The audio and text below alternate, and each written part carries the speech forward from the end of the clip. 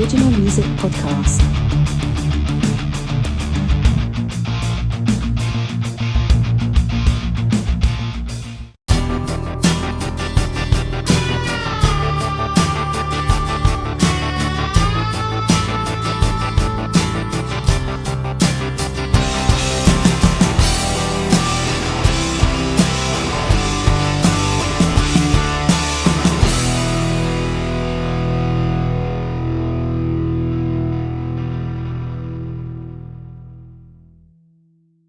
All right, here we go. Episode 61.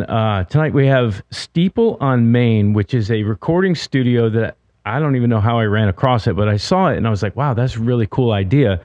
And we've got Michael Birrenbach. And who is your guest there? Paul Nevins. Paul Nevins, he's an engineer in the studio here and an artist as well. Awesome. That's awesome. So when I ran across it might have been Facebook or Instagram, whatever it was I ran across. I noticed that you had the concept to buy an old church and turn it into a recording studio, rehearsal space, event center, all this kind of stuff. Tell us, where did that idea come from?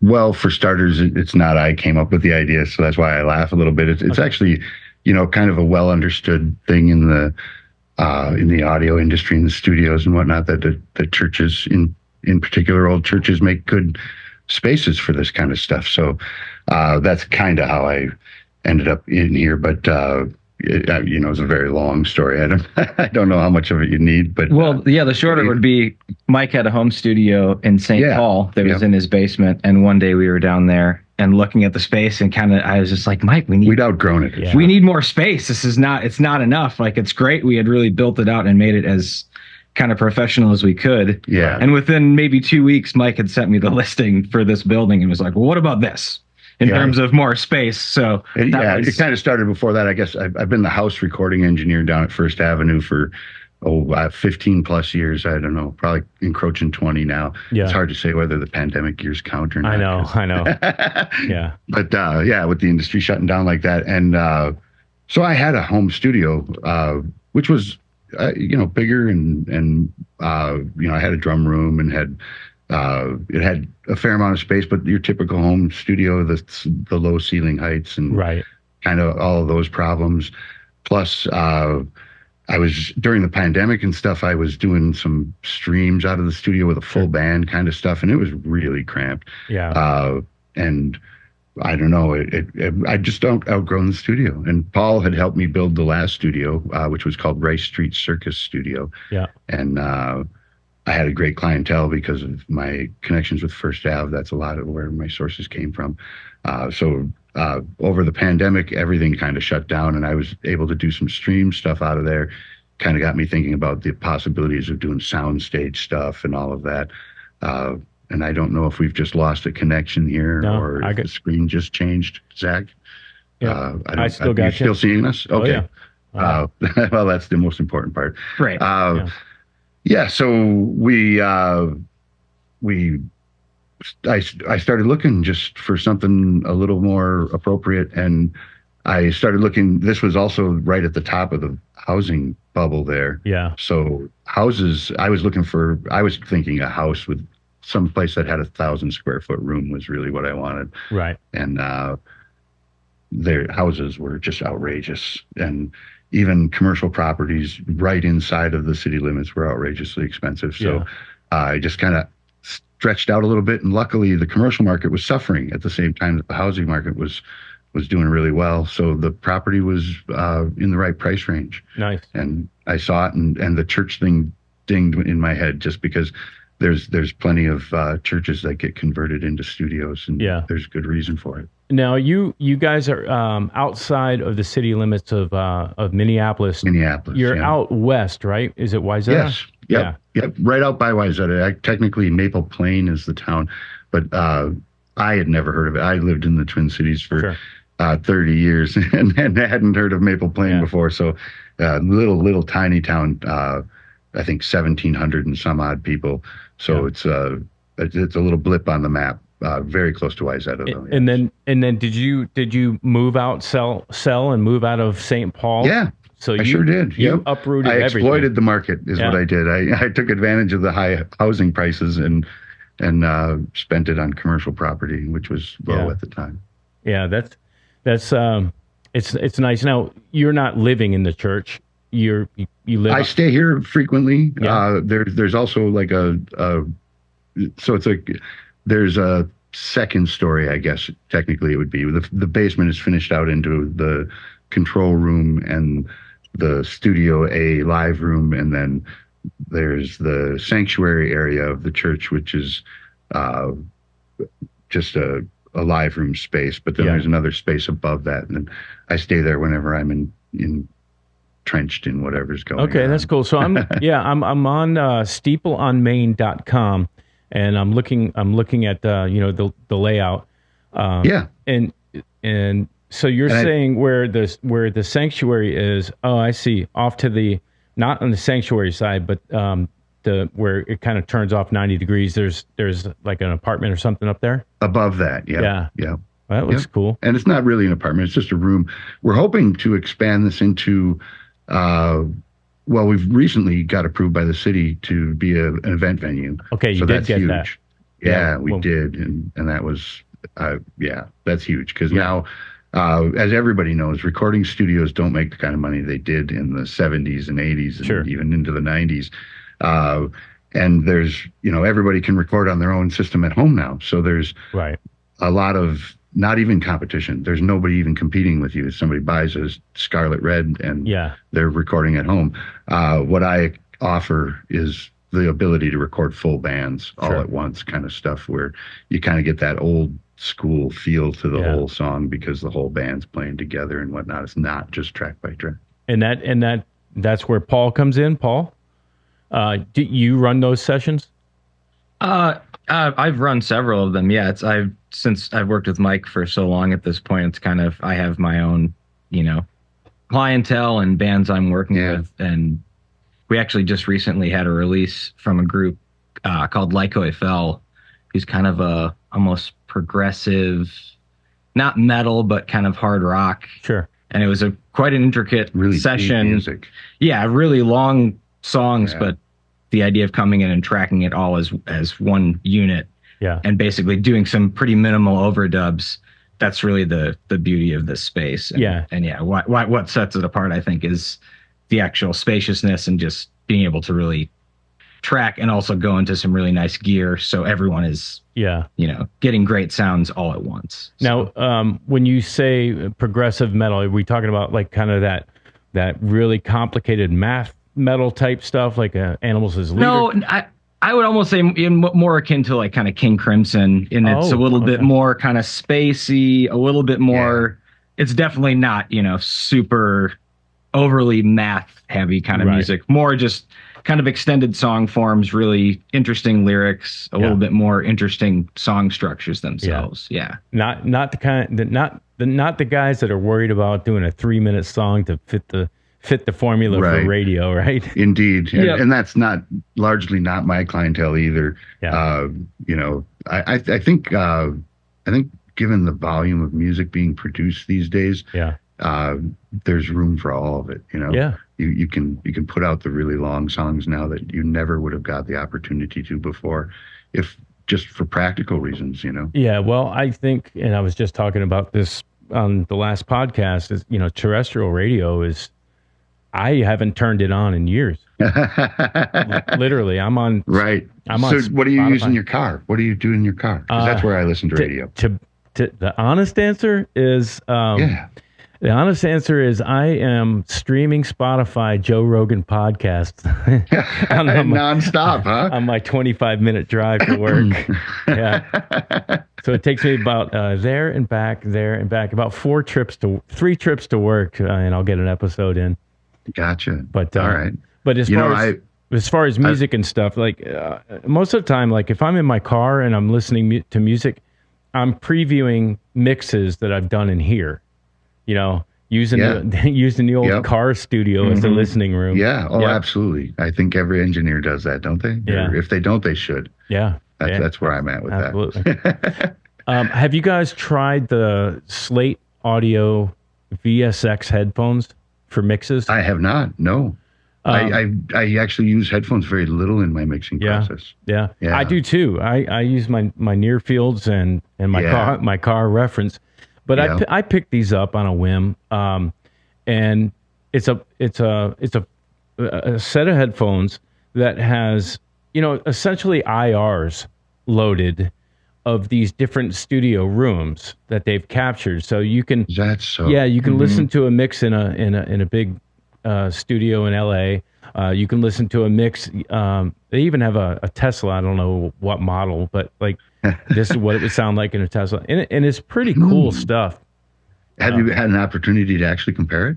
I mean, not really with actually their room, but I've listened to mixes. Well, I guess I was thinking different cars or different whatever. Yeah, I mean, what I've done with it is I've done mixes with my near fields, then I've done a mix using the headphones and kind of going through a couple of the different rooms, and it's interesting because you've got headphones on, so you start hearing frequencies that you may have missed with the near fields. And I always reference through headphones. I just mostly mix my monitors. Yeah. What I'm finding here on the podcast is, I use my stage in-ears. Yes. Absolutely. I was actually just thinking to myself that I probably should have wore them now. Because I mean, I like them better. You can hear everything. Yeah. Obviously. But I noticed that when I'm listening to music that people are sending me, that I can really hear, a really detail. Yeah, tight hi-hat on this one section. Yeah. And it really stood out as being a cool part and bring it up, Mm-hmm. But what are you guys' thoughts on AI? And because I would almost call those headphones AI. Because I was going to say that. And then what do? You program them before you use them each time? Or? No, you have... How do you switch between their different scenes? Well, you put it on your main bus, your main bus out. And... it's a headphone emulator? It's a plug-in that you put after... I'm sorry. I thought it was headphone specific. No, it's one pair of headphones that has like these IRs of these different room setups. I got you. It's pretty cool. It's an interesting. It could be a gimmick. I don't know, but or a fad. You've used it though, and I've got them. I've used them on a couple of things. I still like speakers. Yeah, right. I like that. I was just commenting to somebody on some Facebook group or something like that, and about how like there's a if you're really mixing, you're mixing for people who are listening to it on a good system, and like I don't do a phone reference, like the phone speaker reference. Right. Because if you're listening on a phone, you don't care about the mix. Yeah. Right. But yeah. You're running out of... How are you listening to a critic? Yeah, right. Yeah. Like you're really running out of 12-cent speaker. There's no way that what your concern is how, Well, really there's no bass and there's no kick drum, right away. But what I will say is doing a mix and sending it to my, messages and then putting my earbuds in. Yes, that's a whole different story. Then you can kind of get an idea. That's a whole different story. Absolutely. I agree with that. But I'm talking about the person who's literally listening on their phone speakers. Yeah, no. It's and bless them for loving music. I'm nothing against them, but I'm not going to cater my mix to that. Yeah, no. In any way, I'm not going to make any compromises by the fact that I listened to it and it sounded tinny. Yeah, because that's how it's going to sound. Yeah, the phone is always tinny. Right. So when you're recording at the venue there, first thing I noticed was. You've got one of my vintage amps in here. You've got a JC 120. Yeah. And it looks like you've got a piggyback blackface bassman. No, not a bassman. It's Bandmaster. I've got it's Bandmaster. It's a Bandmaster. Very similar. Very similar. Yes, they are, right. And is that a reissue or is that an actually 63? No, 64? that's an old Bandmaster. Now I'm not sure exactly the year. Yeah. And it's technically not my amp, but you know how that is. Sure. When you've got a studio, there's all sorts of gear sitting around that isn't yours. It's a producer friend of mine, Steve McCormick from LA. And obviously that's a hard thing to ship back and forth to LA. Yeah. When he's here, he works out of my studio, so it's here for indefinite period of time. Which has so far been years. Yeah. And this box, is that an AC30? AC30, yeah. And is that an English one? Is that a vintage? That's a reissue. Okay. Yeah, and I don't know the vintage on that exactly either, but yeah, that's a reissue. I'll tell you, I mean, you can't go wrong having these types of amps at your fingertips and putting some mics in front of them. And a lot of these amps too, again, aiming towards what I specialize in, these amps are great legendary amps, and they're awesome to have around. But if you live in an apartment and you're recording out of your apartment, no, you can't. Good luck turning up an AC30. Yeah. Because you are not going to get to the good tone until you're way beyond that stuff. Yeah. And it also lends itself well to live recording, because when you close mic that AC30, you're getting that AC30. Yeah. Now, at the times he's not playing, you might hear a little kick drum over the back of it, but when he's playing, you're getting that AC30. Well, that's a good point. How do you handle bleed? Do you have amp rooms? Cage everything up. Okay. So I use diffusers essentially. Yeah. And I surround amps with diffusers and or gobos. So I've got some big heavy gobos that have reflective sides on them. I've got other absorbers that are very thin, so that I can set them up in kind of House of Cards style. Sure. And get them around a vocal or something like that. And then I've also got deep absorbers, which is what I use around like a big amp. Yeah. So you don't typically put the amp in an ISO box. Nope. I do occasionally move an amp to a different room. Like we'll break out that Marshall Plexi, and again, in order to really get the sound out of it, you got to really put it up. So that's already to the point where it's probably annoying the other people in the band. Right. So we'll stick that back into another separate room or something like that. Yeah. And close mic it. Now, obviously, when I'm doing recording, tracking down at First Ave, there's no isolation at all. Right. And that's where I really honed my craft. And the reality is that you in rock and roll, of course, there's other, if you were recording a symphony, this would not play out as well. Right. But the loudness of the item that you're recording is so much above the items that are surrounding it that the bleed is largely inconsequential. Sure. I do go in and edit out any spots where like a guitar's not playing for any noticeable period of time. I'll take that out and whatever, just to clean up the mix. But and are we talking Pro Tools? Paul, we'll get you in here. Are we talking Pro Tools? Yeah. I run several different systems here.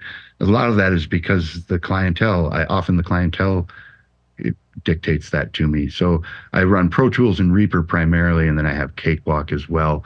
And I haven't gotten into any of the other ones. Yeah, Ableton and Lives or any of that kind of stuff. Right.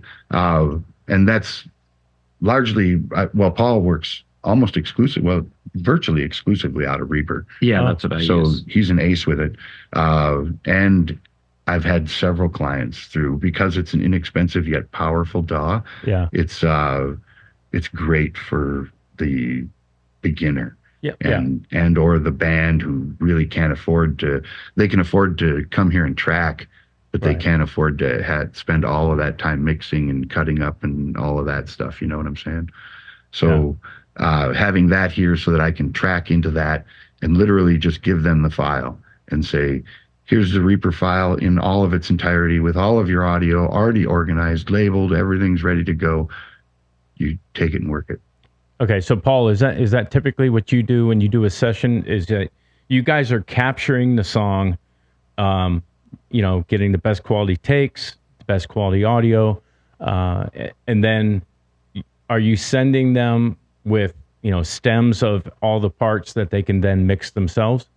It just depends. The last few projects I've done the engineering and then the mixing as well. Right. So downright production, honestly, right? Well, yeah, and what I was going to say too about bleed was just that sometimes bleed is a good thing too. Like in the case of this last group that I was really working with, part of their strength is how solid of a live group they are, and part of them wanting to record all in the same space and have eye contact. Yeah. And have that proximity to each other. That's huge. Is that's how they practice. Indeed. That's how they play on stage. That's how they're going to perform their best. Yeah. So it's more like, right, if I'm sacrificing a little bit of having, even the guitar player, he wants to get feedback. Sure. So he literally needs to be right next to his amp. Yeah. Yep. So I'm sacrificing a little bit of that in that I'm soloing out the overheads and there's guitar in there. Yeah. But unless I'm having to make some real surgical edits, and if the take that they played is perfect, that's the point. It doesn't even matter because it really is. It's actually gonna help those tracks kind of gel together in the end a little bit better anyways. Yeah. So it's obviously a case by case basis, but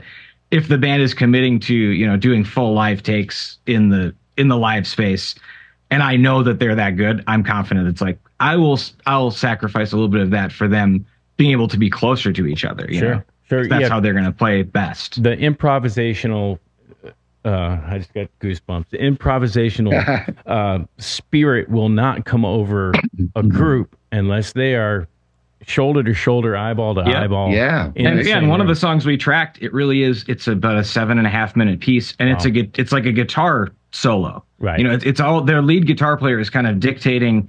They have their parts arranged, but kind of they did like 4 or 5 passes, and every time was different. Right. But without them being able to be really in that space, we wouldn't have gotten there. It would have taken us hours and hours of trying to really craft it versus just letting them experience it in the room. And that's really the magic of the space itself. Yeah. So that is really cool. It kind of gives me the vibe of like what Kansas did when they went to Muscle Shoals and they just went in and they took a take. It's the old school way of doing it all, isn't it? Yeah. So, take a take. How many takes on that 7-minute song did they do? So that one, again, because it was the guitar solo, like the rest of the band, they played it, spot on every time. It was more really what the taste of what he had kind of expressed. So I think we did that one 5 times. Okay. And they were all great takes, but it was more like, okay, which one did you feel the best about? And I think in it was actually, of course, it was like take 3. Right. But he still had to keep kind of feeling like he had explored it a little bit to be confident that he had gotten the right one. Yeah. But then there's another. And playing that same thing, man. There's taking it too many times. Sure, of course. And then all you've done is given yourself a lot more work when it comes down to the post processing, because now you've got to decide between 12 takes you took instead of 3. And the honest truth is, if you didn't have it within 3, you're probably not getting it on number 8. Yeah. So there's a point of diminishing returns. Well, not with a 7.5 minute long song. Right. Like something that's that involved, like you're already taking so much out of yourself. Like, okay, you're ready to do it a 6th time. Like that's you better like the song too. I mean, right. Which luckily we all did. But it's, well, and that is still on the grid with a click, correct? No. So that was the other kind of remarkable thing was that, and part of why it had to be done this way was that the songs they move in sections. Sure. It wasn't like, all right, we're going to do 4 verses and 4 choruses. It's like, no, by the end of the song, you've actually kind of moved through a whole movement. So I believe for that one, there was a click for the intro. Yeah. Because it's kind of a dueling guitar thing. Mm-hmm. But once the drummer said, once I come in, I want you to mute the click. Wow. So once he came in, he was guiding the whole track through to the end. And that's great in some situations, but it kind of takes it out of the editing process of being able to take a part or like that 3rd solo the guitar player did.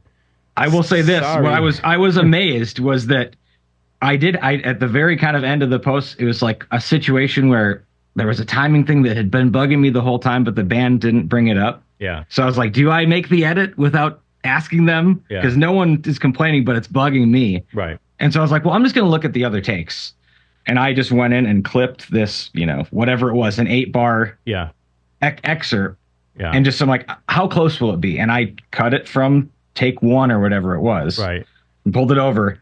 And it fit into the slot perfectly without a click track. And I was like, okay, so. Yeah, that's a good drummer. That's what I mean. It's like, that's how you can track a band that in that fashion. Yeah. And still do an edit is if they're that locked in, So, and I wasn't sure that it was going to work because we didn't use a click. I'm like, shit, okay, will it actually line up? And it lined up perfectly. And did you ever tell them? at the very end, I had to. I felt I had to him. I was like, so I did this edit. I hope you're okay with it. And of course, it was like, yeah, it's fine. He probably didn't even, Right. Like, They weren't bothered by it in the first place, but it's, you know how it is. It's like you get to that end of the process. Well, yeah, you get to the end of the process, and part of it is you have to use your own taste and judgment, because a mistake is, if it's not perfect, that doesn't even mean it's a mistake. It's more, you have to make the judgment call of whether it was artistic or not. So here, that's a good lead into this question. So what's more noticeable, or what bugs you more, like a timing mistake or a clam note that you have? Always about, because he's a drummer. Yeah. Oh, okay. That's tough. I guess it's the question is if it's a timing mistake on the drums. Yeah. Because that's much bigger to me, because that, whether or not there was a grid there, it should be a grid in the sense that it should all fit together evenly. Yeah. We're like, a wrong note is kind of, I feel like that's always going to be worse, because it's I think that's going to stand out to people who aren't drummers. Yeah. Where a timing thing, oftentimes I can realize it because I'm hyper analyzing it, Yeah. But what about you? What would you say? Bum note or out of time? Timing for me. Because a lot of times a bum note, and it's not a bum note until the second or third note after it is played. True. To go, true. Okay, that was I know it was wrong because I played it, but I played it off. I kind of like it now. But whereas a timing thing, timing it just ruins the groove. I mean, if there's a timing issue, it's like, hiccuping while you're, eating a hot dog. Well, and as an engineer with time, you're going to notice it, because you're going to have to listen to that section 50 times to mix it. Yeah. And if it's a timing issue, it's just not going to be a timing issue by the time I'm done. That's something I was going to bring up too, which is the reality of once you listen to something enough times, it becomes what is the right thing.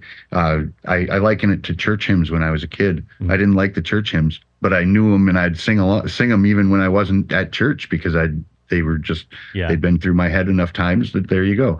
And I find that happens, the same thing happens with me with mixing.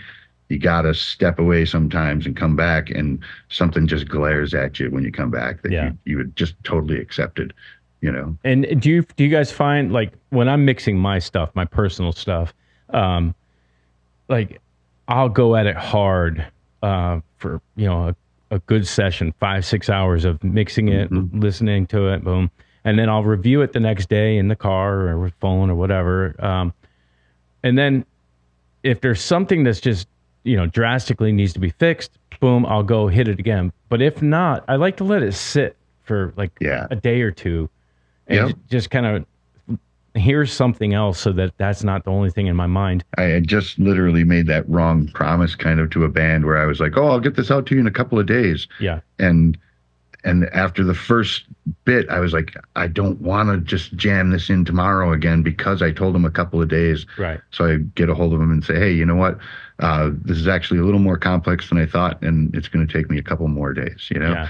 So it's literally so that I can walk away from it for a couple of days, as opposed to come back to it tomorrow with, the first thing you do when you get in the studio is, let's pop it back on. Yeah. And my more recent approach to mixing is almost non-mixing, which is to say, when you're doing the tracking session, really trying to obviously make decisions about sounds and tone levels, but not just that. Like really, especially if you're working with a band, to try and get as much out of them in that session. Yeah. Get the effects the way you want them, so that there aren't as many things that are in limbo until the next session. Yeah. And so that, like you're saying, if you're listening and there's something that's really needs to be fixed, you just address that. Right. But other than that, you want to be able to let it sit. For me, it's like let it sit for a week, right, and not touch it, and maybe not listen to it. So the next time I come back to it, luxury, if there's something really that stands out, it stands out in a serious way, because you haven't been conditioning yourself to thinking that the snare drum is right when it's maybe not right. It's actually wrong and needs to be fixed. Yeah. Yeah. Now,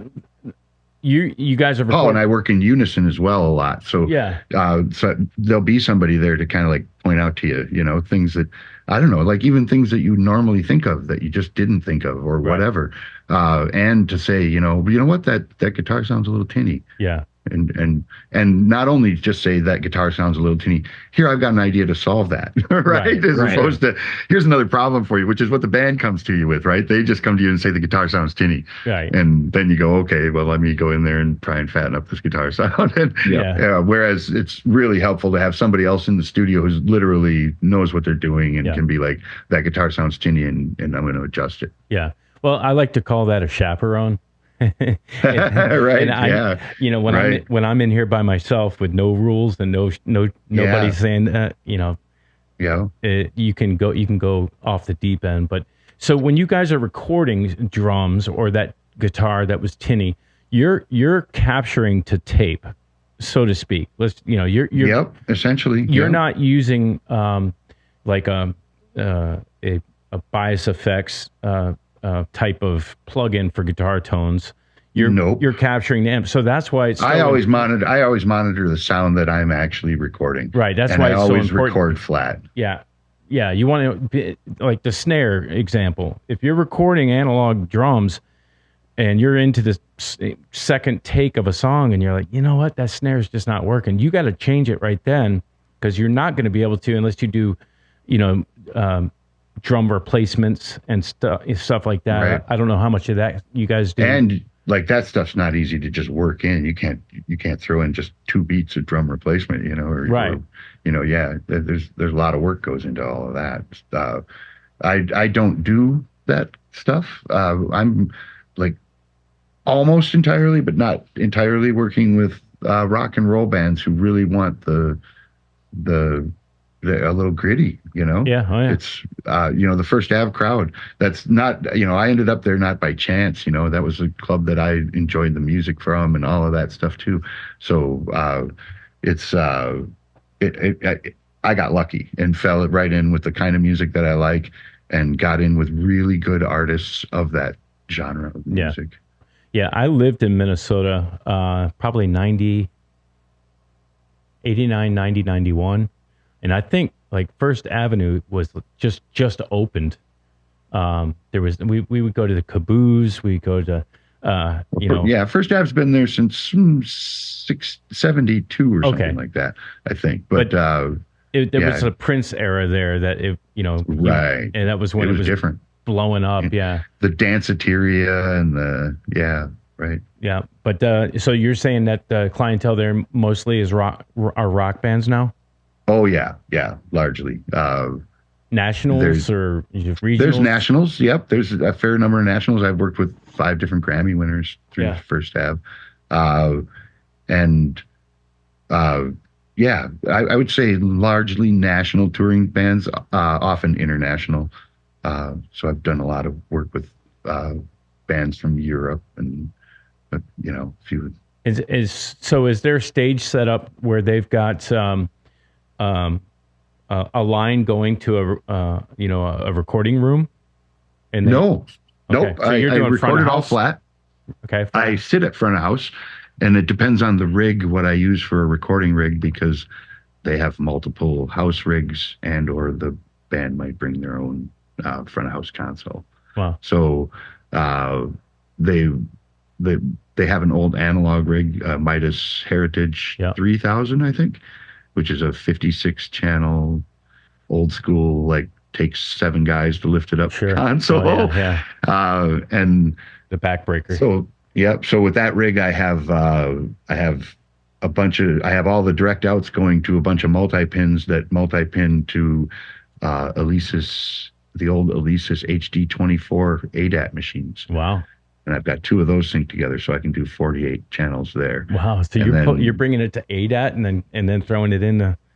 It's a pain. It's a pain, but it's old analog. Yeah. Your choices are kind of limited. What am I going to do for a 48 channel converter and recorder? Right. And stay within some sort of reasonable budget, and it'll do 96K. It's not like it's some sort of inferior recording. It's just a pain. Right. Doing the transfer. So I literally have to, at the end of the show, pull out hard drives and bring them back to my studio and hook them up to the computer with a IDE to USB converter, and then label them all. Yeah.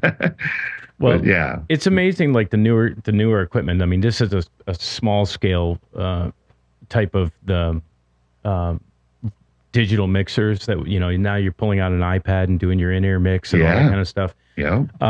But like I used a split snake. But I mean, I can get 32 channels and straight to Pro Tools if I want to record it like that. There's a venue here in Atlanta that has a nice live stage, really nice lights and all that kind of stuff. But it's got I think a fiber optic box that breaks out and sends direct signal for anything that's plugged in on stage to a recording console room where they've got a control room. Yeah, they got a Pro Tools rig there, so they can live digital record your show, and then they've got probably a 6-camera. I'll send you some footage of the show I did there and filmed it and edited it, and I mean it looks like $1 million, Right. Multiple camera angles and all this kind of stuff going on. Yeah. When I'm at the club there, I'm right at front of house, so I'm getting blasted. Yeah. I wear my in-ears specifically because they isolate so well. And if I want to take a break, I can just unplug or turn down the in-ears, and it's not still blasting loud. They're earplugs at that point, right? Right. And all I'm worried about when I'm tracking is getting the tracks good. Yeah. Not, I'm not worried about what kind of reverb am I going to use on this or, anything like that. I'm just make sure everything gets down good. We'll deal with it in post-processing. Yeah. And how many shows are you recording like that? Hundreds. Like a year? Oh, no. I do it whenever. So I'm the house recording engineer, but I'm not technically an employee of First Ave. So I do it whenever somebody needs recording. Okay. So I'm their house guy when somebody says,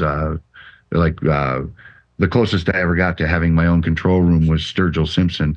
Right. And they put me out in the garage. And it was because they didn't have the floor space, not because of anything else. Sturgill had brought in his own front of house console. So they weren't using our front of house console. Well, it was going to be far too intricate to try and patch into his stuff. So we did a split, ran our house console out in the garage, and then I ran the gear off of that. Gotcha. Yeah. So, I mean, that's at that point, you're just having to come aux outs of everything that's going through the board. The direct outs. Yeah. The direct outs. So just the preamp. So down there, having those Midas preamps is actually gorgeous. They're classic rock and roll preamps. Right. So I have that advantage of having a really nice preamp on every channel. And then I do the conversion at the HD24. And then I also have another system for their Pro 2. They got a Midas Pro 2, and that comes out as AES 50. So that has to get converted to USB, and then I plug that to a Mac. Right. Run. And I'd go super simple with this. I was just talking to another engineer at lunch today about this. I keep everything as simple as possible. So I use Tracks Live, which is a Waves product, but it's unsupported anymore. And they let you use it, but it's free. And all it really does is track stuff. It's not about getting in and doing all the editing and all of that stuff.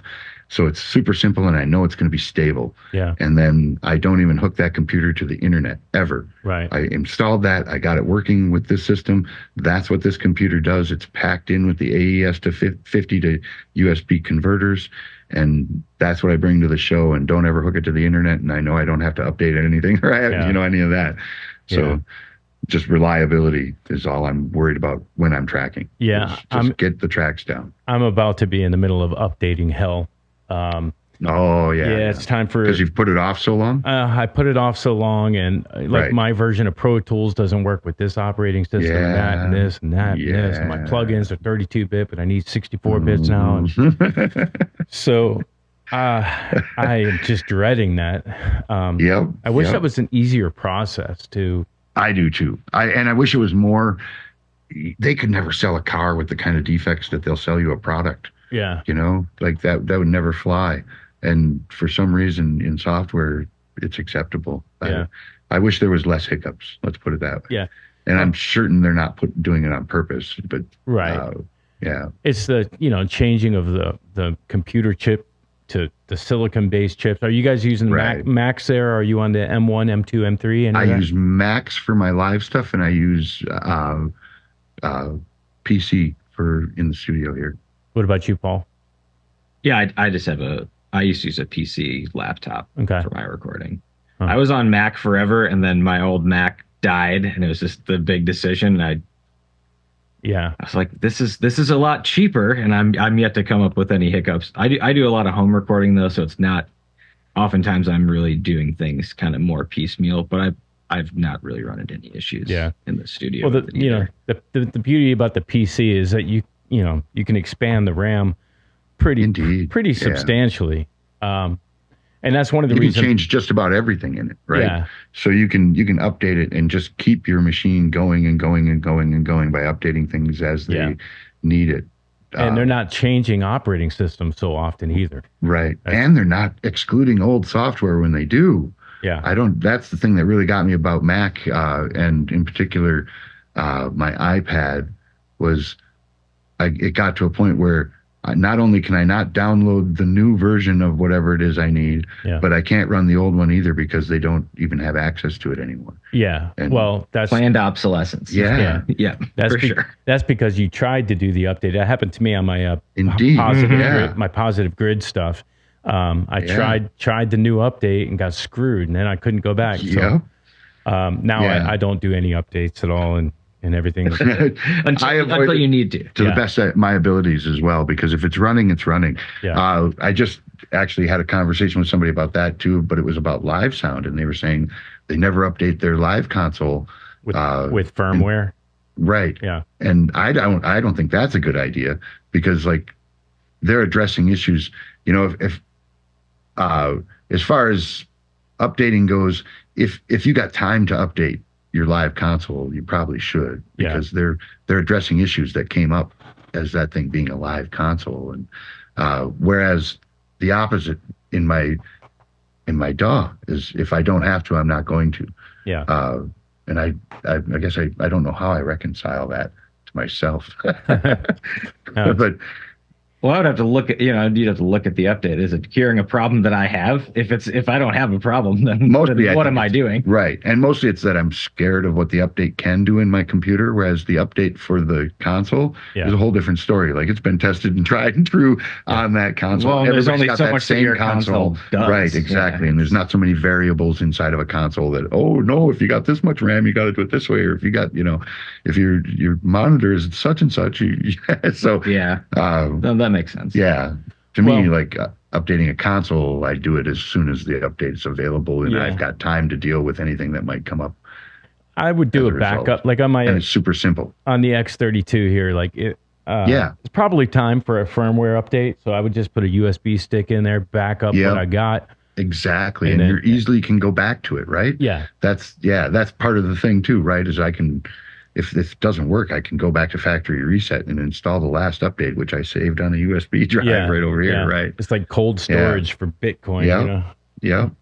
And I don't feel like computers are the same. I feel like, and maybe I'm wrong. I'm an old analog guy. Yeah. So, even doing the switch to digital took me a while. Yeah. And even now, there's things that scare me about even messing with anything. I just don't mess with that part, because I don't know what that does. And I don't, whereas analog, I would mess with anything. I'd take something apart. Yeah. Well, I'll tell you, maybe it's just a fuse. Hey, you might improve it. Yeah. Yeah. We're sitting here kind of complaining about some of these things.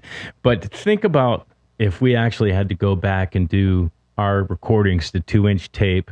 Oh, and the editing? Cutting. And I mean, calibrating the machine. Calibrating your machines. Right. And, all of that was, it's amazing to me so much easier that they were able to even record the Dark Side and the Beatles stuff and Zeppelin and all that kind of stuff. Well, I think it's Brian Eno who said the only people who are nostalgic about recording to tape are people who didn't do it. Right. That's a great quote. Because that was not fun. Editing is just insane in comparison now. Yeah. I will say I got back into chop and grab a clip. And I will say I got back into recording to cassette and 4-track for that reason, though, because I got so into editing that I was like, what if you went back and just played? What if you were able to play the song all the way through because you can't edit it? Yeah. That's a different exercise. Yeah. It is. You can go too far in either direction. Indeed. Well, I think with the band that you had in there that was willing to play it live and play it all the way through 6 times, those bands are far and few between these days. It's true. Because everybody's just gotten used to, okay, we're going to do drums and a scratch guitar and drums and bass, and then come in with guitars and the vocals. Or the whole thing is done to a completely programmed drum track, which again, there's nothing against that. It's just that they're completely different. It's like, no, we're already recording the guitars. There is no drum track. Right. Like this never actually existed in a room. It's all completely almost simulated. Yeah. Which again, that's a different style of music. That's more into like pop and that kind of approach, which is great. But if what you're trying to capture is like the power of instruments in a space, you're not going to get that by separate tracking everything and then editing it to a grid. It's never going to feel the same way. You can't emulate that. Yeah, it's it's you use what you have to get the job done. I wish I had my drummer over here. I was in the room here the other day and I was like, man, I got 3 bands and this room has been empty of performance for like 2 weeks, 3 weeks. I'm like, what's going on? Let's start playing. Yeah. But so when they're not around, I've got, superior drummer and different things that it's not going to stop me from being creative, not having other humans around. Yeah, of course. And that's where the VST magic works for me. Oh, absolutely. Yeah. Oh, I make a bunch of music on my own where none of it is real. So it's not at all talking that down. It's more the problem I have is it's more when you're trying to simulate the feeling of rock music and you're doing it through all these other processes. That's what I was going to say earlier. They don't feel real. That doesn't lend itself to like hard rock all that well. Yeah. Honestly, the whole click track and all of that. It becomes a specific approach and it has a specific sound, but it doesn't sound like Black Sabbath. Right. It does not. Yeah. Everything's gated. Everything is so clean and separate. It's like, no, put it in the same room. Yeah. Let it breathe a little bit. If you're doing that style of music anyway. Rock and roll's always been a little dirty. Yeah. Exactly. Yeah. The idea of having it all so pristine seems kind of opposite what the approach is. Yeah. Which is kind of what's going on too when you hook up a Neve preamp, right? I mean, you're adding noise to the signal is what you're doing. Mm-hmm. My digital preamps are way cleaner. Yeah. But I would way rather hear somebody through the Neve preamp than through my digital preamp. Yeah. And it boils down to something Paul and I found out was you can put all that work into making it sound just like a Neve preamp, but you're spending your time putting that work into making it sound like a Neve preamp when you could have just ran it through a Neve preamp, and that decision was made. Yeah. And now it's pretty good. Yeah. It's not some thing that's constantly in flux because you're deciding how much sizzle to recently you gave the sizzle through the preamp. Even do that with compression through the distressors because I've learned them enough that I'm confident now that this is what I want on a vocal. Yeah. And then I'm done. I don't need to go back to the vocals and be riding it or compressing it or anything. It's done. And it's done the way people are used to hearing rock and roll. Yeah. And that's part of it, right? That Neve preamp is the same thing. It's adding a little color to the sound, but it's a color that, just like the church music, everybody has gotten used to. And now that's associated with that rock and roll sound. Yeah. Now, are you? Do you have like the Neve lunchbox that's got a couple of channels? Or? Well, what I've got is actually Neve clones. So I've got the Vintex, a couple of and those are full channels. And when I'm tracking with them, I leave the EQ out because I do want to be able to play with that. So, it's always a give and take, right? Right. It's always a give and take of what you know well enough, right? And I guess I don't feel like I can just take a stranger's vocals and know the EQ enough right off the bat. Right. But I do know what I want out of the compressor. And then I've got some 7th circle. The 2 on the ends are 1073 clones. Yeah. So all told, I've got 4 Neve style preamps, and they're wonderful. So the magic happens. The magic happens starting with the microphone, whether you're doing vocals, whether you're doing guitar cabs, whatever, into your preamps with whatever settings you're doing, keeping the EQ off and doing whatever compression, and then into your interface and then to tape. Is that kind of your chain? Yep. And then once you've done that, okay, it needs a little reverb. You might use the plug-in for reverb or any of that kind of stuff. Yeah, and then definitely I'll do either or. I'll mix back through my console or I'll mix back through Pro Tools. But when I'm tracking, really my thing is just get the recording right. Yeah, and your levels, you'd like keep an eye peak on at -6. Yeah, in that range. Here, right, and peak, right? That's a because a snare drum, all of a sudden he hits it extra hard. You got to give yourself a little extra room for that kind of stuff. I record in 32-bit floating, so that helps in that regard. Yeah. I mean, I think channel levels when you're recording them, it's especially in the digital world, because there's nothing worse than overdriving a digital channel. Indeed. Whereas before there's nothing worse than underdriving analog, because now you've got so much. Yeah, you've got so much noise.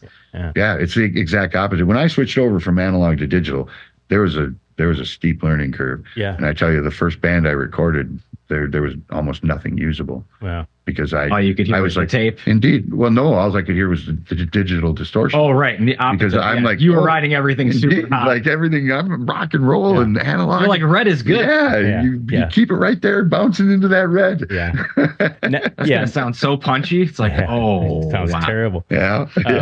Whereas nowadays, if you keep your level, -3, 4, 5, somewhere in there, you can always cleanly add gain or you can add to it as clean as possible, right? There's no noise to the gain you're adding. Yeah.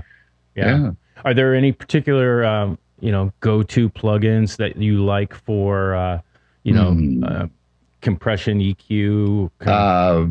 Red Rooster, is it Red Rooster? I think it is. Red Rooster Audio. I've been loving their LA2A compressor. Has it got like side channel kind of stuff going on too? Side chain compression? Yeah, no, I haven't played with the side chain aspects of it yet, but I'm sure they do. Mm-hmm.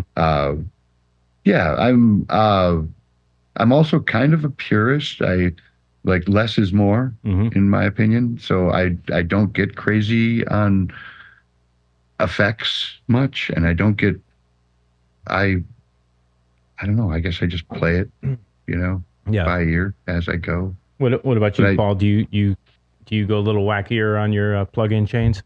It just depends on the project. Again, I do a lot of my own music, in which case, like I do kind of more ambient electronic stuff, in which case it's more kind of experimental by nature. So it is more about really seeing how much you can warp the sound. But when I'm working with a live band, it's obviously to their taste, Right. So it's really what they're asking for. I had the benefit of the last group.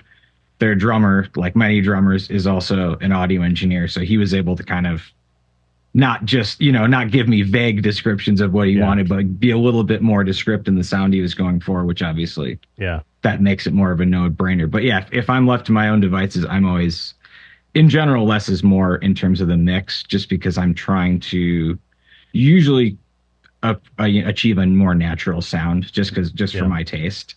Like if I'm doing a lot of compression, it is more almost as a side chain that's kind of, it's added for taste. It might be like on the drums really blown out, but really just mixed in very subtly versus, pumping the entire track. Yeah. Or something to that extent. Like on the video, the concert footage that I recorded at that venue, there was a tribal tom part going on in two parts of the show, where I was like, what this needs? This 100% needs a phaser like Kiss Alive 1 on 100,000 Years or Black Diamond or something like that.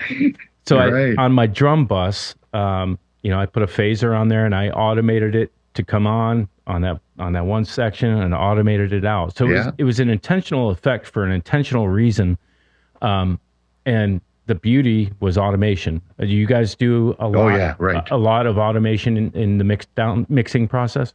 Yeah, actually more so now than ever. I actually really only recently gotten into kind of obsessively doing automation on the master bus and like realizing how much you can do with specific EQ filters. And like you're saying, just to sections, or even like I have like an Arturia tape emulator plugin, and it has this really cool effect of, you can make it, wow and flutter. Yeah. So you can just automate that in just for like a little spike to give it the feeling that it's a tape. And then it goes right back to being super clean. Yeah. But yeah, just the idea of being able to really affect specific moments in those ways is really so powerful. Yeah. Like you're saying, in the digital realm. And fader automation has opened up a world to me as an old analog guy. Yeah. Because now I don't have to stand there with 12 fingers trying to be like, oh, that's where the snare comes down a little bit. That's where the vocals go up a little bit. Yeah. I use that stuff a lot. And then I do find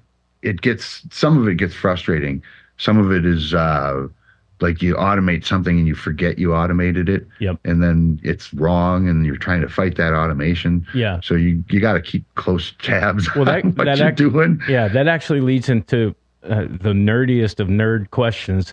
One of the things that drives me absolutely insane, and it might be because I have an older version of Pro Tools, but if on Pro Tools, and I want to know if Reaper is the same way, once I do an automation, if I just do one little a volume spike on a guitar solo, right?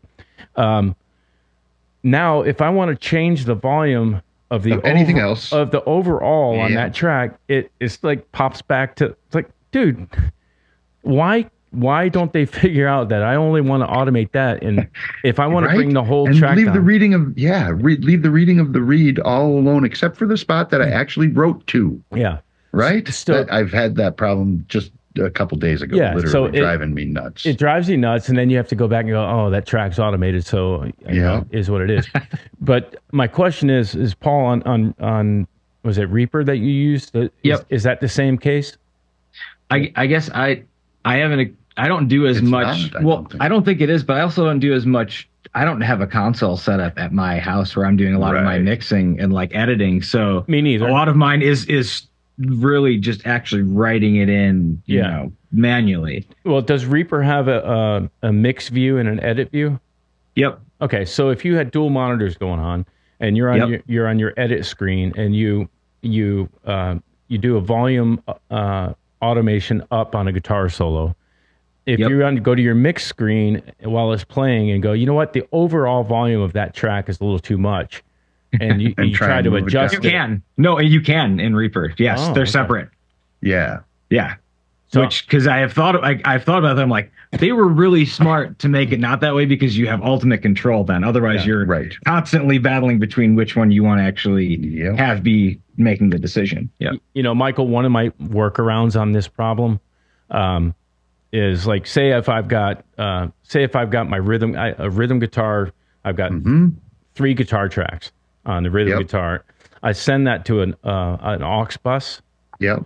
And then I do the automation on the aux bus. So then on the individual guitars, I can still adjust what's going on those. And I'll do the volume.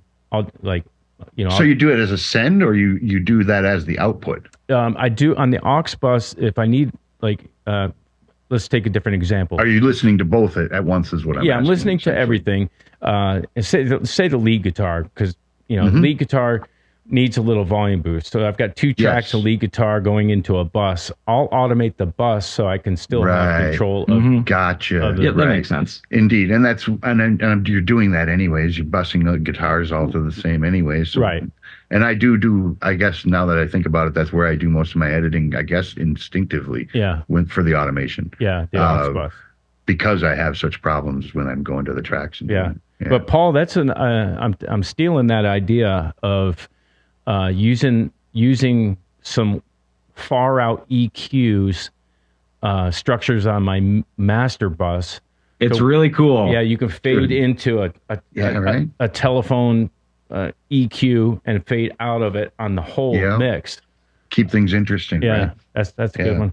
Yeah, that was recently. I was like, have I ever done an automation to the whole track? I'm like, I don't even know how to do that. So I Google searched it, of course. Yeah. Like, oh, that's easy.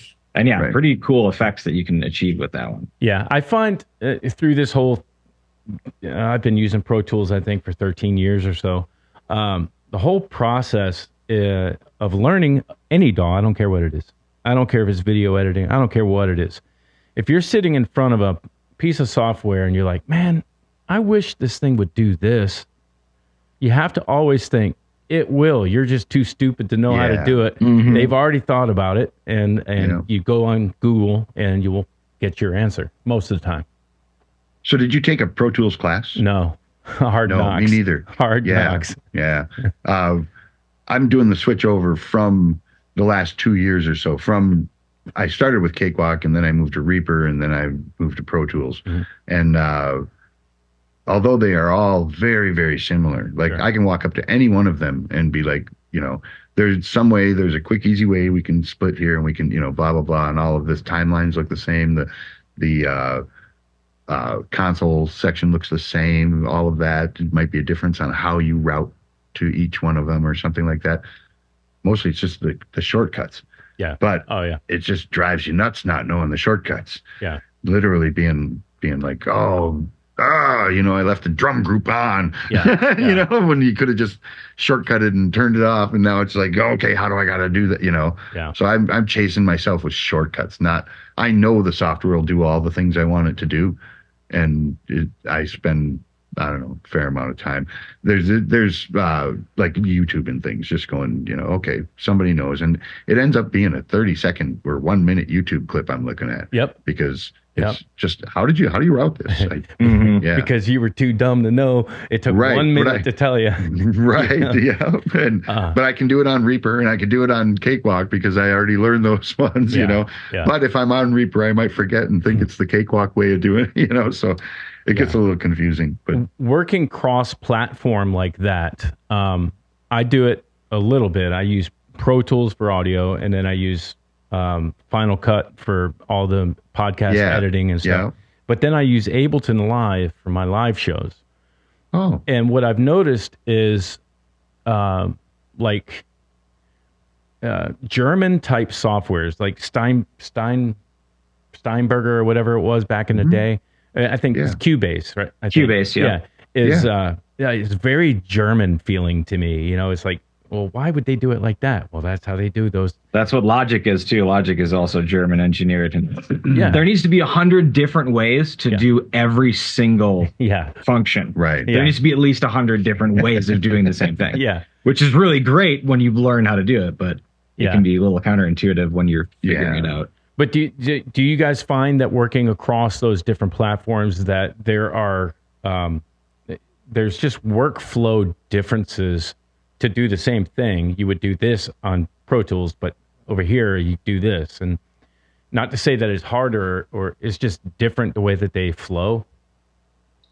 I find them so similar. Really, honestly, it's the shortcuts. It's the shortcut, and where you find things in the menus. Yeah, it's when you're trying to get into the depths of editing and mixing where it can become really different. But like, again, if you're just trying to track. I've never used Ableton, though. I've not either. Yeah, to be, so I can't really say between the I'll tell you three of those. And I'll tell you why I did Ableton.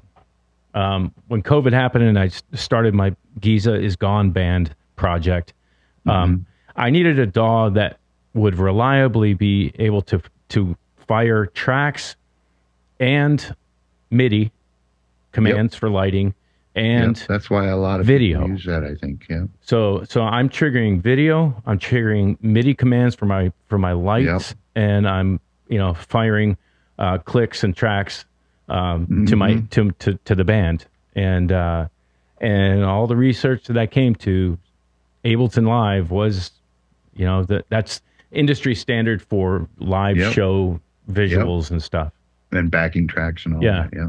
And so that's why I did it, but that meant I had to now learn a whole nother DAW. Right. Like, no. Right. And I've heard that one is pretty deep as far as what it can do and just all the parameters, which it seems to me from the few people I know who use it, it seems like potentially the most powerful, I think, but there's a pretty steep learning curve to really figure it out. Yeah. And I've never even touched it. So well, I can't speak to it either. I'm using it at its scraping the surface of what it can do. Right. Because I'm looking at it, and I feel like that's how I'm using every DAW. Yeah. Honestly. Yeah. Like I am not. I use a DAW a lot more like a tape machine than most people do. Like it's and luckily, I guess, or maybe because of it's the kind of music that I work in. That works well. Yeah. So, I'm not. I don't get super fancy with the DAW. I don't. I can't tell you the last time I recorded a MIDI track. Well, I love my piano roll. I wrote a song on the couch the other night just with my laptop, just drawing MIDI notes. Yeah, I think it might be the best thing I've ever done. I know, right? Just because the sounds are so great now, and it's like you have total control. I agree. It's not like the audio world where you're just struggling to make it sound good. It's like, no, it already sounds good. Yeah. You just have to press play. Yeah, you just have to arrange the notes. The samples these days are brilliant. Incredible. Like I've got strings and cellos and all this kind of stuff, and when you hear it, you're like, right. Is that real? I mean, is that right? Usually the way you can tell is because it's too perfect. Yeah. Right. Yeah. There's no flaw. Yeah. Yeah. Which is definitely, again, that's not the rock and roll thing. Rock and roll can live with a little imperfection. Yeah. Well, we started talking about the kind of the chain of signal, starting with the microphone, through a quality microphone cable, very important. Right. Into a good preamp. Let's talk about microphones. What are you guys using at the Steeple these days? Oh, for what? Right. Yeah. Well, currently, what is that mic? That's an Aston. What is it? It's the Spirit. Spirit. Sounds great. I mean, you guys I are agree. 3 feet away from it at least. Yeah. And well, it's a condenser, so it's picking up a lot. But I got some of the classic mics, the Sennheiser, 421s, is that what they are, I think? Mm-hmm. And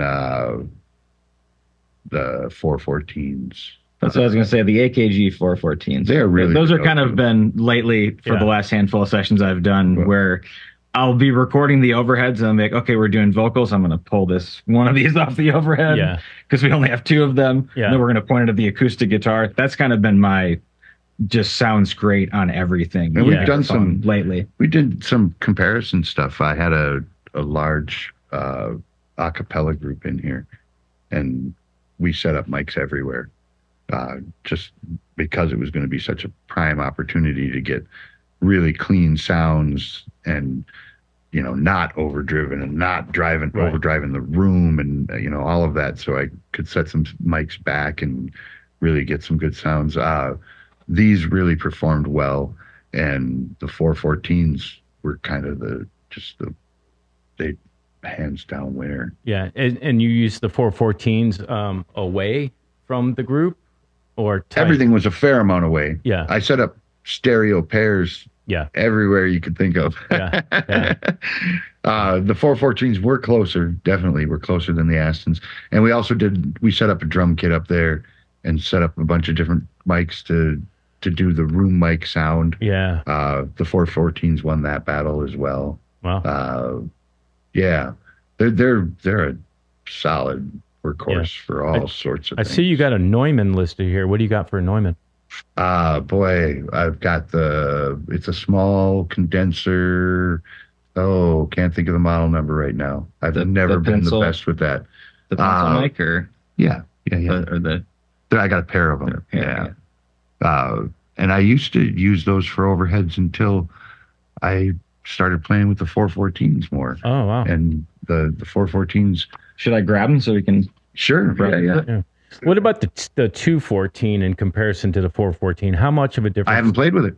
Okay. I haven't played with it. And I've never been the kind of guy who's like out spending fortunes on the mic locker. Right. I've got some good, reliable hard hitters, and I've got mics that I know how to work with, and I think those are the 2 most important parts of that. Yeah. I mean, you can do so much with SM57. Yeah. If you know, and again, it's the same as it is with the preamps. It's just how much more work do you want to do on the other end? Right. If I put the right mic on it, I don't have to worry about it. Yeah. Whereas if you if you're compromising on the mic, now you're going to make up for it in post-production. Well, and the willingness to move the mic around the room. Indeed. I mean, I went to school for recording, and that was the one thing that they really hammered home was that KM 184. Okay, so it's the 184. And then that's So a pair of those. Oh, this and is the Royer. Yeah, the Royer. Which I use on guitars in the traditional fashion with the SM57 and Oh yeah, 57. Yeah. 57 in that. Yeah. Well, I was just doing a vocal session, and I was like, well, we're going for final vocals. Let's break out the large condenser and go and we did a few takes of it, and it sounded okay, but it wasn't right. It wasn't right. So I put a Beta 58 in front of her on a stand, so where she could hold it like Crazy, she was performing, and it Yep. sounded way better. I just heard that too much about that microphone. It's like Bono records through 58 and Bjork. So listen to those records and tell me they're not hi-fi. Indeed. So that can do the job. And a large part of what my job is making the artist comfortable. Right. Exactly. If they're not comfortable, you're not getting a good performance. And if they are comfortable, I'd rather have a comfortable performance through a substandard mic than a tense performance through a phenomenal mic. Right. Yeah. So it's, if that's it, whatever makes them comfortable, honestly. Yeah. And I honestly steer a little bit away from the large condensers in the vocals nowadays. I've got some EV, I've got RE20 and some RE320s, and I really like them, honestly. On male vocals, I guess. I haven't really tried them much on female vocals. You got to boost them a ton because they don't have a lot of gain. They do. You're right. They're like an SM7B in that regard. Yeah. Like maybe not quite as bad. No. You got to put a lot of gain on them. Yeah. Which is where things like the digital gain come in handy. Right. Yeah. Yeah. I mean, you got the room at the back end. The room that's above you, I guess, is Sanctuary. Sanctuary. Yep. Have you tried getting the John Bonham 2 microphone room recording in that room? No, we did a little drum sampling where we moved some stereo pairs around, but we didn't really shoot for that sound. Yeah, not for a session. I wouldn't say. Right. Yeah, we've tinkered with it just in the experimenting, but we haven't really had anyone come in and be like, we need to do this, which I guess I'm waiting for to happen. We tracked in one of the last projects I did, we tracked a harmonica up there just with the room completely wide open, and that was pretty magical in terms of just getting that natural reverb, right, and just blending that into the track. That's kind of where the Sanctuary shines. Is it was designed for acoustics, right, but it was designed in 1871, right, when acoustics meant acoustic. Yeah. Like, you've got a string you're plucking or a voice is singing or that kind of thing. So it's really lends itself to that kind of stuff, but it's easy to overblow that room with volume when you start sticking amps and guitar or drum kits in there. Drum kit on its own up there. Indeed. Yeah. I could imagine that's going to be pretty open sounding. Yeah. What I've done too is remiked drums up there for that producer, a friend of mine, that he just sent me these tracks, and he just loves that room. And I set up a microphone, I don't know, a ways back from the speaker, and let it roll and send it back to him. Really? So you using it as a reverb chamber. Wow. Yeah. That's pretty cool. Yeah. That's the beauty of having a building that you're talking about now, is that in how many years you've had it now? 2-3 years? 2 years. Yeah. 2 years, a little over 2 years. Yeah. At some point, you're going to have, is there hardwood floors up there? There is, yeah. So at some point, highly reflective. Yeah. At some point, you're going to have a little X somewhere in that room where that's where the kick drum needs to be, facing that way. And I've been a little scared of that room, honestly. For the first year, I didn't track anything up there. I tracked it all down here in my smaller control room, my smaller live room, which I'm a lot more familiar with working in. Yeah. And so I've been breaking out of that now that I've gotten some experience up in there. Yeah. But the room, honestly, I avoided it because I didn't know how it was going to act. Yeah. Which is the same as how I was with the distressor. It's the same as how I was with Right. it's until you learn it. Yeah. You don't know how it's going to act, and you're not sure you want to commit to that. The only way to learn is to burn. Indeed. Yep. And if you're good, you can work around it, even if it causes some problems. Now, are you running? Are you running a snake or a digital snake going up? I'm doing the old Cat 5, Cat 6 to XLR. Okay. And digital. So I'll run whatever's going through straight to digital. I would run through the digital stage head. Yeah. And then whatever's crucial things, kick drum, snare drum, vocals. Well, oftentimes I don't do the vocals because I'm going to overdub them anyways. Right. I'll run anything that needs to go through the nice preamps comes down via Cat 5 to XLR. Yeah.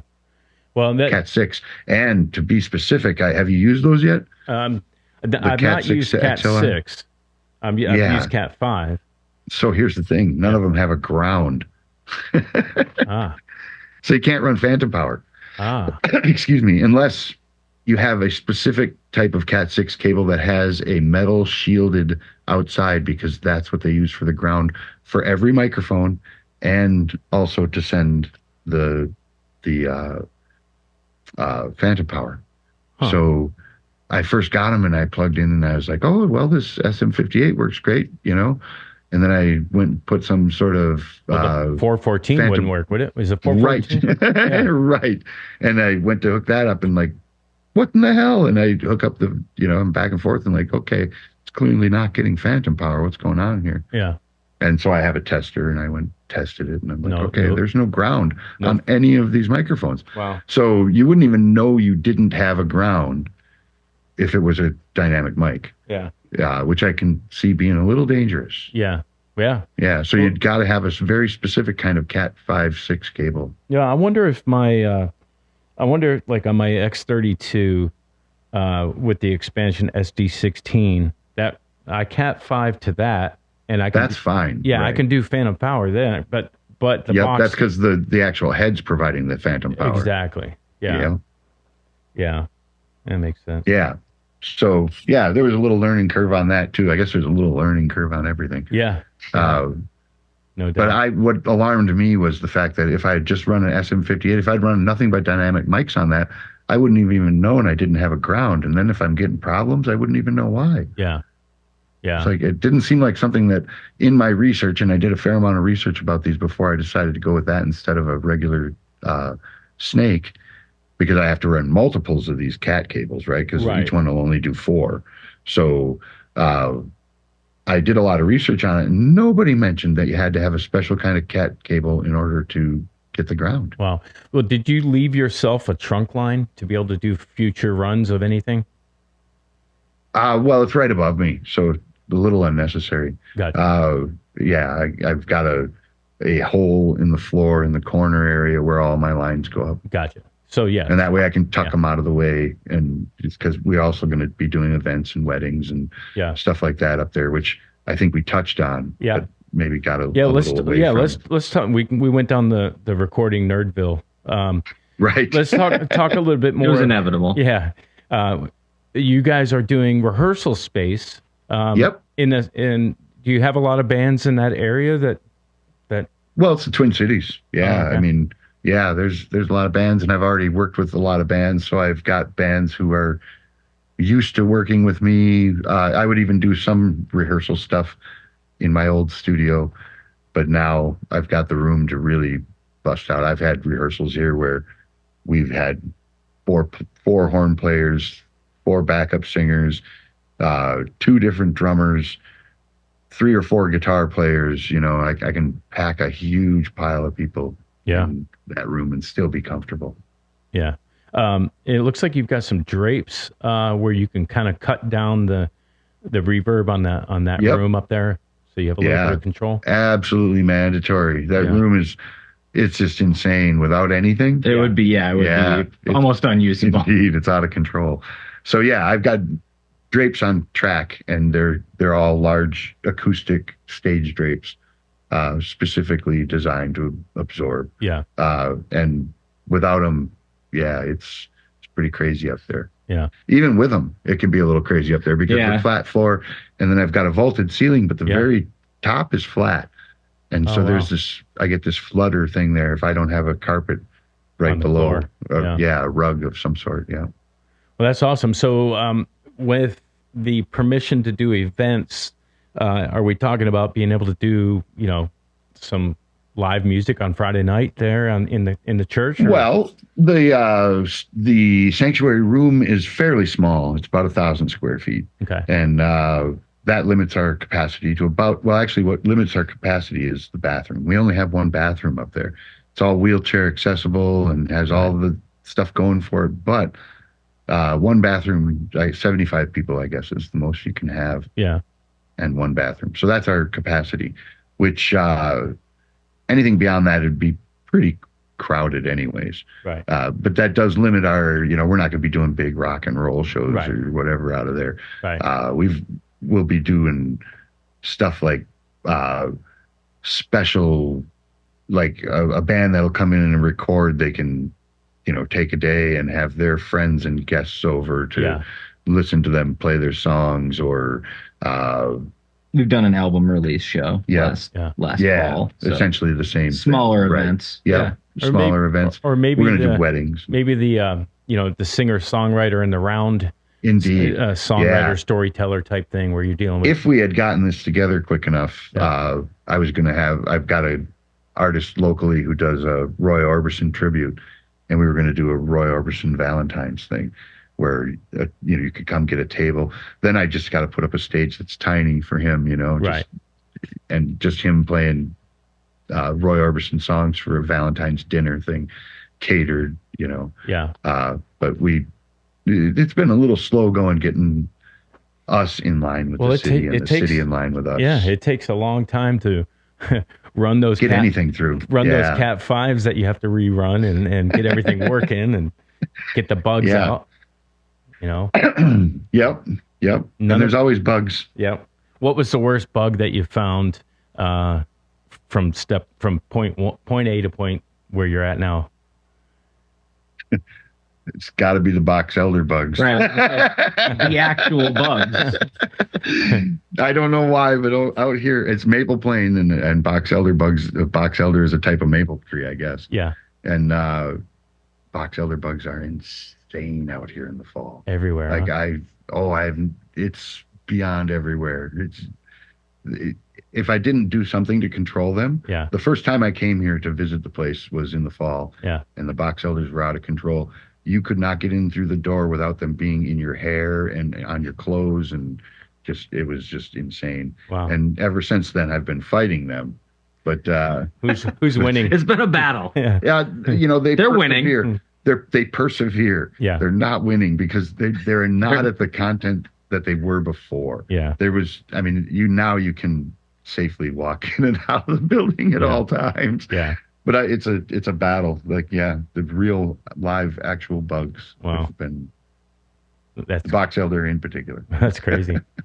Spiders here and there. Well, guys, man, I appreciate you guys coming on, and I really enjoyed talking the recording processes and all that kind of stuff. Likewise, let everybody know where they need to go to contact you at Steeple on Main.